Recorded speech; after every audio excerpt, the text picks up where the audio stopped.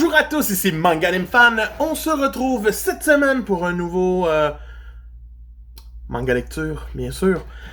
Donc cette semaine, une belle semaine de lecture encore une fois. Je me suis encore gâté un petit peu, j'ai lu 6 mangas. Mais sans plus attendre, on like, on commente et on s'abonne et on se retrouve avec la première critique, le tome 60 de Kingdom. Wow! Tome 60 de Kingdom, déjà 60 tomes. Sincèrement, wow. Ok? Donc, on retrouve en partant les généraux à le Shao qui sont en mode Fudge, nous sommes cuits. Tout va vraiment plus bien pour Riboku. Il ne rit plus beaucoup. À cause du coup d'état qu'il y a eu à Shao, justement. Mais c'est le temps de faire une petite guerre. Après, bien sûr, un petit moment d'interstice où le roi LC va aller rencontrer son ancien rival Ryofui, qui va se laisser tuer selon les annales de l'histoire éventuellement, mais il sera encore vivant selon l'auteur. Donc, c'était une belle petite touche de l'auteur de s'amuser là-dessus. Puis par la suite, on part pour rencontrer des généraux, dans le fond, à Shu, dans le fond, à la ville de Juko.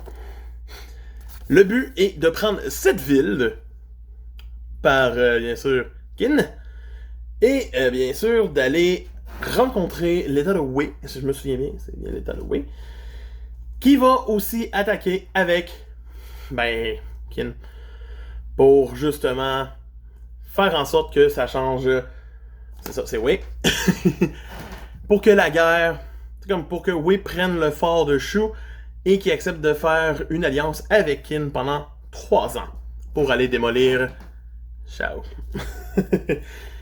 Donc, cette guerre-là commence dans ce tome. Elle est prenante en partant, parce que, tu sais, c'est toujours des planches magnifiques. On a le droit à Tu et à Mobu comme chef d'une certaine façon de notre armée de Kin, et au chef de l'armée de Wei. L'affaire qui est le fun, c'est que c'est pas des... T'sais, oui, c'est des main characters, d'une certaine façon, mais c'est pas Shin. Fait que je me dis, Mobu pourrait mourir dans cet arc-là.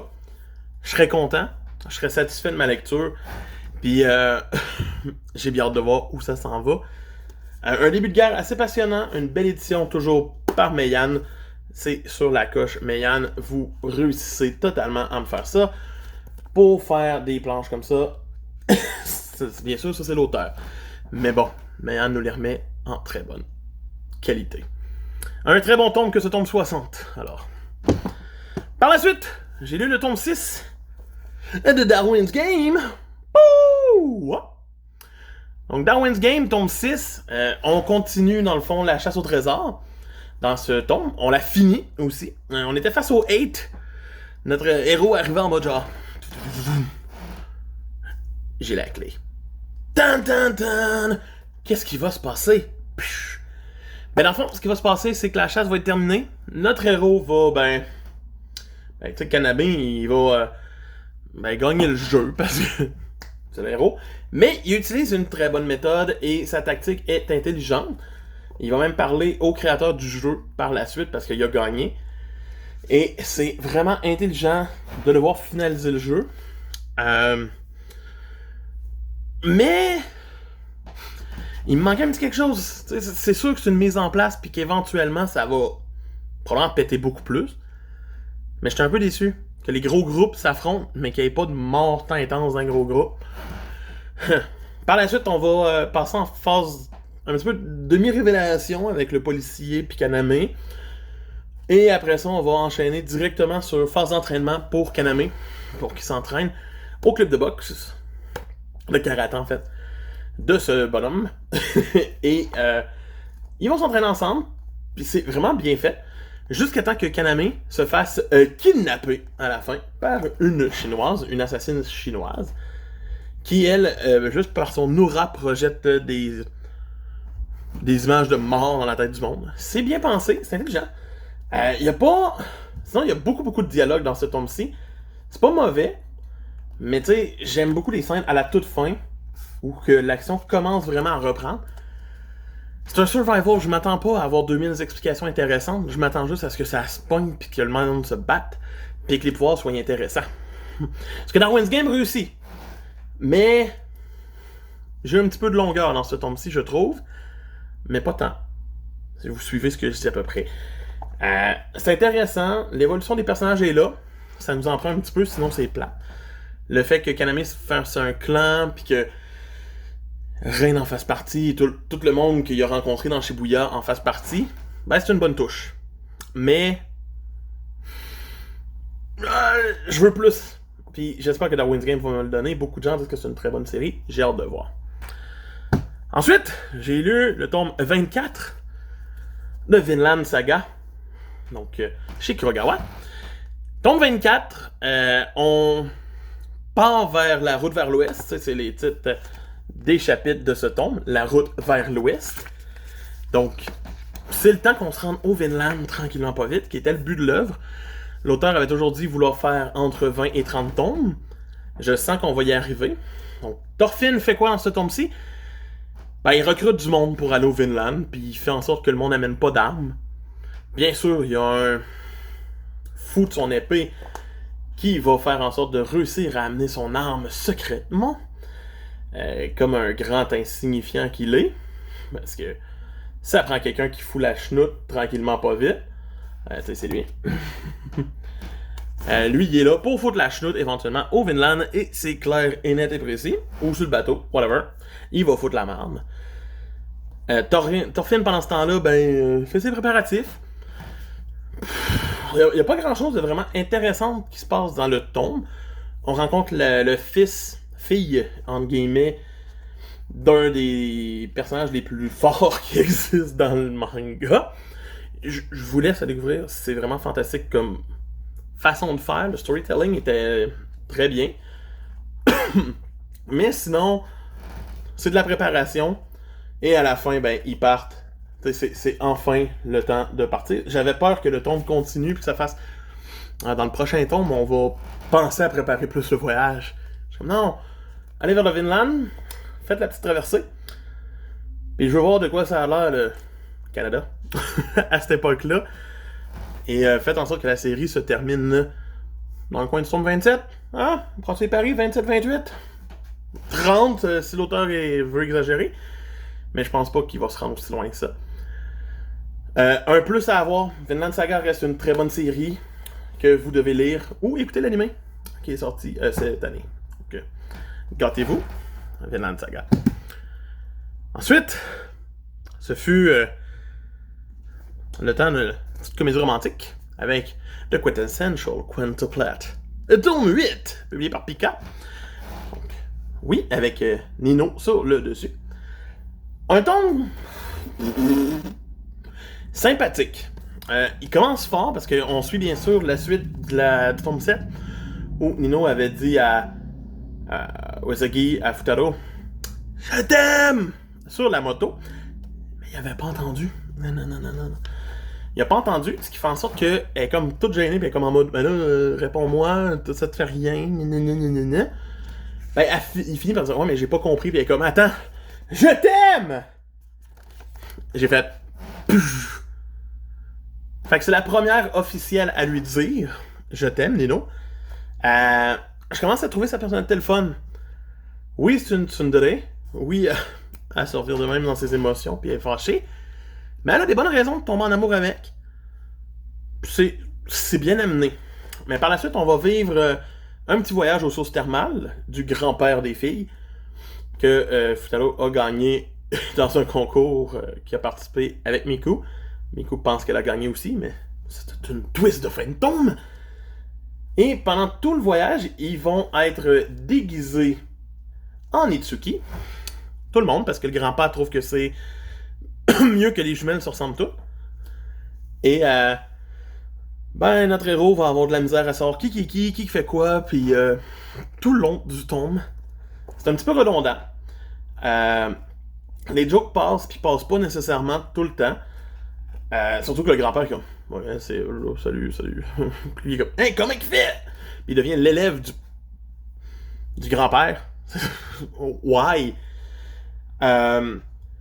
C'est bien, les relations continuent de se forger. Nino est un petit peu mise à l'écart en deuxième partie de tombe. Miku revient sur les devants. Bien sûr, Itsuki est aussi sur les devants, étant donné qu'ils sont déguisés en elle, elle prend un petit peu d'espace. Mais Ichika et Yotsuba sont comme pas importantes dans ce tombe-ci. Et on a beaucoup de flash-forward sur le mariage. Surtout qu'il se fait embrasser par sa future femme à la fin du tome. Mais l'auteur réussit encore à nous cacher c'est qui. Et j'aime bien ça. J'ai vraiment hâte de découvrir c'est laquelle qui va marier. Spoilez-moi pas nulle part, s'il vous plaît. Mais très bonne lecture que ce tome 8 de Quintessential Quintuplet. Ensuite, plus relax, j'ai lu le tome 30 de Black Butler. Donc, déjà 30 tomes pour Black Butler. J'aimerais que j'achète ça depuis à peu près 15 ans, on dirait. Je pense que j'ai commencé en 2009, Black Butler, puis on est juste rendu au tome 30. On reprend aussi que le tome 29 nous a laissé avec l'investigation de Meilin, qui était rendu face à face avec quelqu'un en mode genre, je te pointe d'un fusil, ya. Je me fais pointer d'un fusil.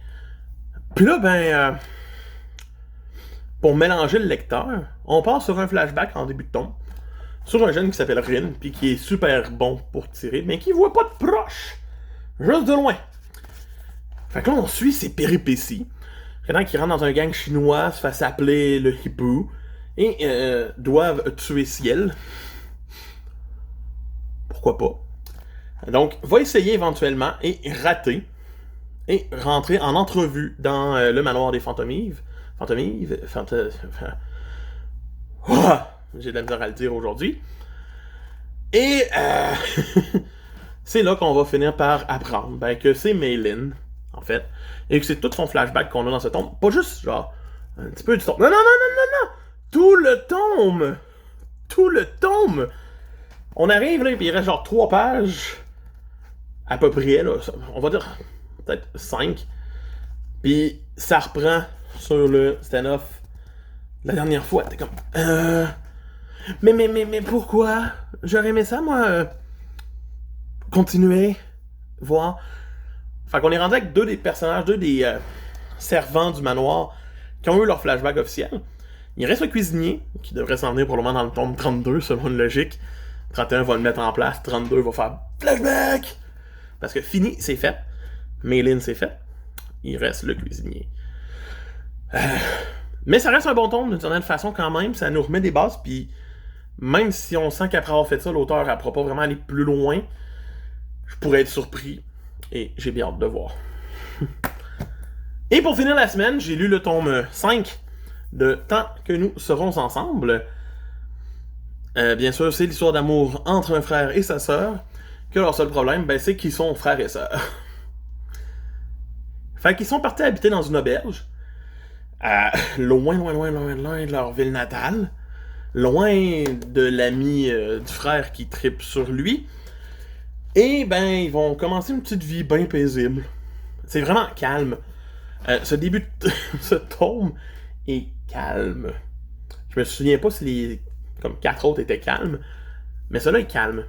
Vraiment là, il essaie de se dater un petit peu. T'as l'impression que c'est un début de relation, mais pourtant c'est un frère et une sœur. C'est weird. Le frère va finir par rencontrer une fille qui est peintre, puis qui a l'air de l'aimer puis de le connaître. C'est un peu weird, parce que c'est elle, là, pour être clair. Puis pendant ce temps-là, sa sœur va se faire un peu cruiser par le fils des propriétaires de l'auberge où c'est qu'il habite, puis qui travaille. Fait que, c'est pas clair. Quelqu'un va finir par découvrir leur secret, ce qui devrait arriver très prochainement. Et son ami, qui est en amour avec lui, devrait aussi débarquer, je suis pas mal sûr, dans le portrait.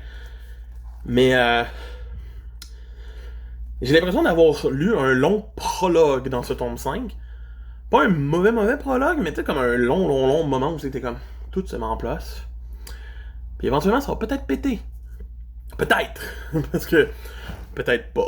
L'auteur a pas l'air de vouloir nous faire péter tout ça d'une certaine façon.